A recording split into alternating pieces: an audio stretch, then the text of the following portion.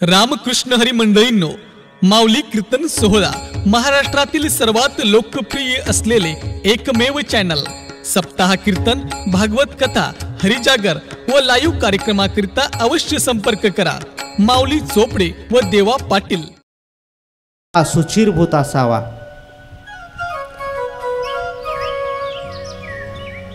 त्याने स्नान केलेलं असावं आणि त्याने एखादं शिवालय निवडावं, भगवान शंकराचं मंदिर निवडावं। त्यानं हे मंदिर निवडलंय की मी ह्या गल्लीमधील ह्या गावामधील किंवा आमच्या गावातील या शिवेवर जेही कोणता आपल्याला जवळ आहे किंवा ज्याही देवावर आपली भावना आहे, म्हणजे भगवान शंकराच्या मंदिरावर, तर ते शिवालय निवडावं। आणि शिवालय निवडल्याच्या नंतर दररोज आपण त्या मंदिरामध्ये जावं आणि भगवान शंकराला जल समर्पित करावं, पाणी समर्पित करावं।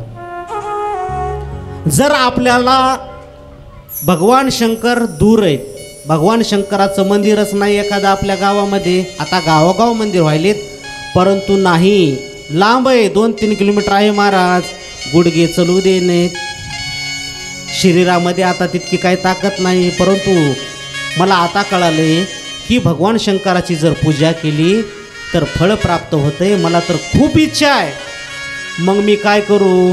तर अशा व्यक्तीने आपल्या घरातच, देवघरामध्येच एक भगवान शंकराची शिवलिंग जे आहे, मग ते शिवलिंग ज्या जागेवर आपण पूजा करणार आहोत अशी ती जागा निश्चित करावी। मग एकदा ती जागा निश्चित केली तर त्या जागेवर आपण बसून त्या भगवान शंकराची पूजा करावी।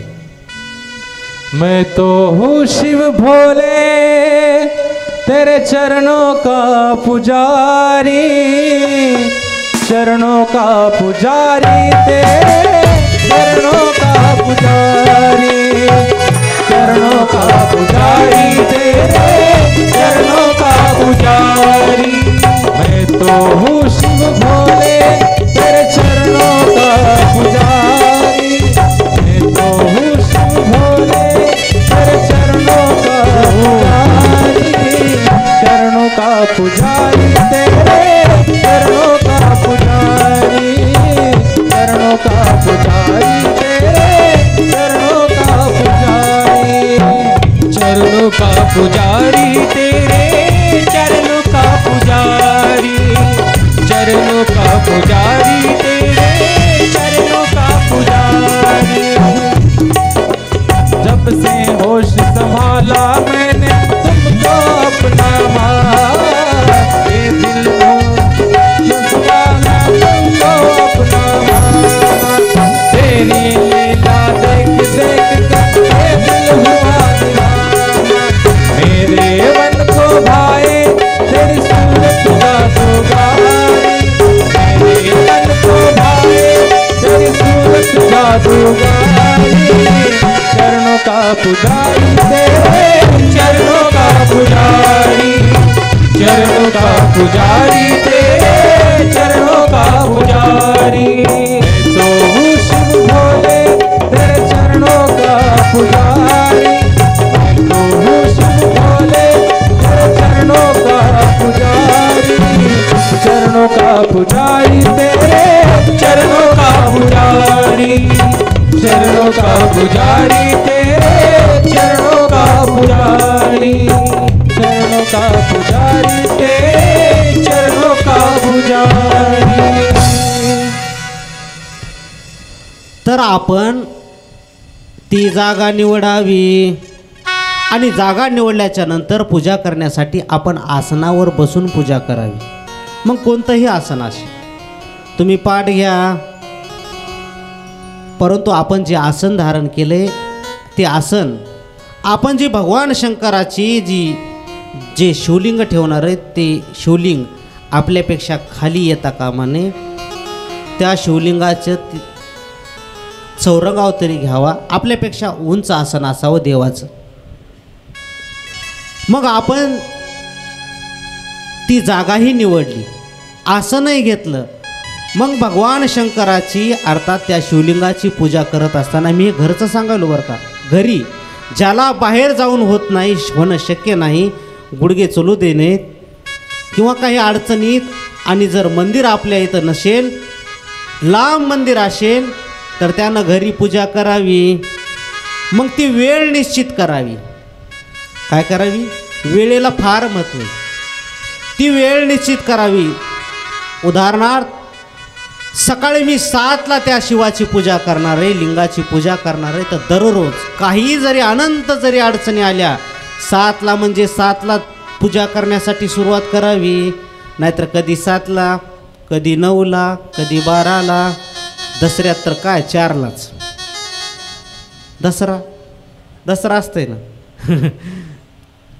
परंतु वेळ निश्चित करावी. का? तुम्हाला पहिल्या दिवशी सांगितलं होतं की आपण एखादं व्रत, एखादं अनुष्ठान करत असताना ती देवता आपली वाट पाहत असते. अशी वेळ निश्चित करावी की मी 7 ते 8मध्ये देवाला पहिल्यांदा सांगायचं, देवा मला फार कामं असतात, मला पेपर वाचावा लागतो, मला लेकरांचा डबा करावा लागतो, मला मालकाचा डबा करावा लागतो. देवाला अगोदर सांगायचं, देवा मी 7 ते 8 या वेळेमध्ये देवपूजा करील. मग ते 7:30ला बसा, 7:45ला बसा, 7ला बसा, 7:15ला बसा. म्हणजे ती वेळ निश्चित करावी. लक्ष देऊ नाही का बरं? हे असं मराठीत तुम्हाला दुसरं कोणी सांगणार नाही. तिसऱ्याच कथा सांगतील. जे आहे ते तुम्हाला मी सांगण्याचा यथोचित प्रयत्न करत आहे. मग व्रतस्थ राहावं. एका वर्षाचं व्रत करावं. देवा मी या वर्षामध्ये तुमच्या पूजा करत आहे आणि देवाला मागितलं पाहिजे. काही जण म्हणतात देवाला मागू नये. मग देवाला नाही तर कोणाला मागावं? देवाला मागितलंच पाहिजे. असं शिवमहापुराण ग्रंथामध्ये सांगितले. देवाजवळ आपण आपलं दुःख प्रगट केलंच पाहिजे. देवाला मागितलंच पाहिजे तर देव देईल. देव तर मनानं देणारच आहे. परंतु आपण आपल्या ज्याही काही समस्या आहेत ह्या देवाला सांगितल्या पाहिजेत. आणि आपण व्रतस्थ राहावं. ब्रह्मचर्य व्रत धारण करा किंवा कोणतंही व्रत धारण करा. आणि निषिद्ध पदार्थ सेवन करू नयेत. जे काही पदार्थ सेवन करण्यासारखे नाहीत ते पदार्थ सेवन करू नयेत. कांदा खाऊ नये, मुळा खाऊ नये, लसूण खाऊ नये, गाजर खाऊ नये. गाजर का हलवा तर खाऊच नये. खोटं बोलू नये. काय करू नये? खोटं बोलू नये. कोणाची निंदा करू नये आणि चोरी करू नये, लबाडी करू नये कोणासोबत, आणि लोकांना फसवू नये. हे काय सांगितले? हे अनुष्ठान किंवा व्रताचं साधन सांगितलं. म्हणजे शिवलिंगाची आपण पूजा केली पाहिजे. आपल्या घरीसुद्धा आपण करू शकतात. घरी जरी आपण या शिवलिंगाची जरी पूजा केली तरी ती मंदिरात पूजा केल्याचं फळ प्राप्त होतं. हे शिवमहापुराण कथेमध्ये सांगितलेलं आहे. मग शिवलिंगाची जर आपल्याला एखाद्याला पूजाच करायची तर ज्याला जसं ऐश्वर्य दिले त्या पद्धतीने तो शिवलिंगाची पूजा किंवा तसा तो कार्यक्रम करू शकतो. मग एखादा मोठा मंडप द्यावा, गोपूर द्यावा, एखाद्या मठात, एखाद्या आश्रमामध्ये असा कार्यक्रम घेण्याचा त्यानं संकल्प करावा. किंवा एखाद्या तीर्थावर जाऊन, आता जसं आपण तीर्थावर आलो, हे सुद्धा आपलं व्रत आणि अनुष्ठानच आहे. किंवा वस्त्र द्यावेत, दानसुद्धा देण्याचं सांगितले. की एखाद्या ठिकाणी जर शिवमहापुराण कथा सुरू आहे तर अशा ठिकाणी दानसुद्धा दिलेलं महत्त्वाचं आहे. मग तुम्ही वस्त्र द्या, कोणत्याही प्रकारात दान द्या. मग ते अन्नधान्याच्या स्वरूपात असेल, वस्त्राच्या स्वरूपात असेल, जशी आपली ऐपत असेल त्याप्रमाणे. मग त्या भगवान शंकराला आपण गंध लावावा, पुष्प चढवावे त्याच्यावर. आणि सर्वात जास्त पुष्प आवडतात ते म्हणजे पांढऱ्या रंगाचे. मग ते कोणते कोणते फुलं आवडतात? मग ते धोत्र्याचं फूल असेल, असे अनेक पांढऱ्या रंगाचं फूल देवाला जास्त प्रिय आहे. आणि दीप लावावा, दिवा लावावा आणि पंचपक्वानाचा नैवेद्य द्यावा. जर पंचपक्वानाचा नैवेद्य देण्याची जर आपल्यामध्ये कुवत नसेल तर भगवान शंकराला खीर द्यावी. काय द्यावी? भगवान शंकराला जास्तीत जास्त खीर आवडत असते. आणि हेही जर होत नसेल आपल्याच्यानं तर निदान साखर तरी दाखवावी देवाला. आणि हेही जर घडत नसेल तर भगवान शंकर आपल्याला जिथंही दिसले तर साष्टांग नमस्कार घालावा. नम पार्वती पतये शिव हर हर हर महादेव. नमस्कार घालायला काय अडचण आहे का? काहीच अडचण नाही. आणि आपल्याला पूजा करत असताना सर्वात श्रेष्ठ जर सांगितलं आहे, जर आपल्याला बाकीच्या गोष्टी कोणत्या जर जमत नसतील तर निदान एक लोटा जल सारी समस्या का हल.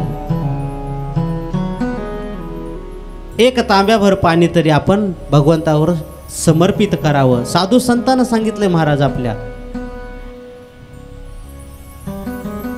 संत शिरोमणी शांतीब्रह्म एकनाथ महाराजांनी आपल्या एका अभंगाद्वारे सांगितले.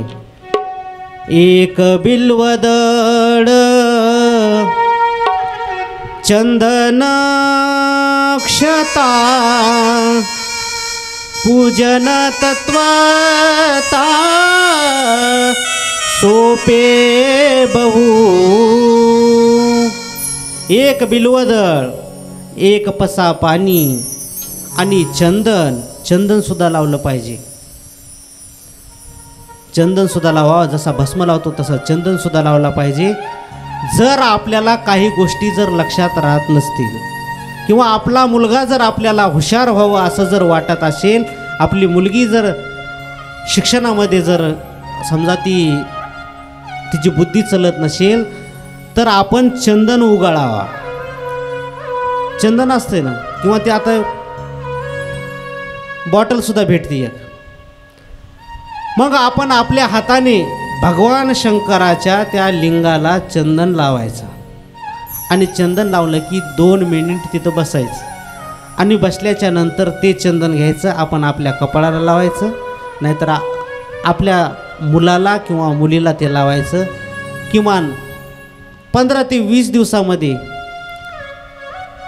त्याची बुद्धी तेज बनायला सुरुवात होते, असं शिवमहापुराण कथेमध्ये सांगितलं आहे.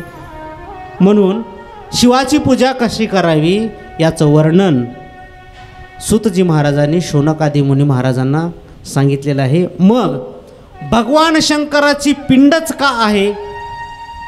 भगवान शंकर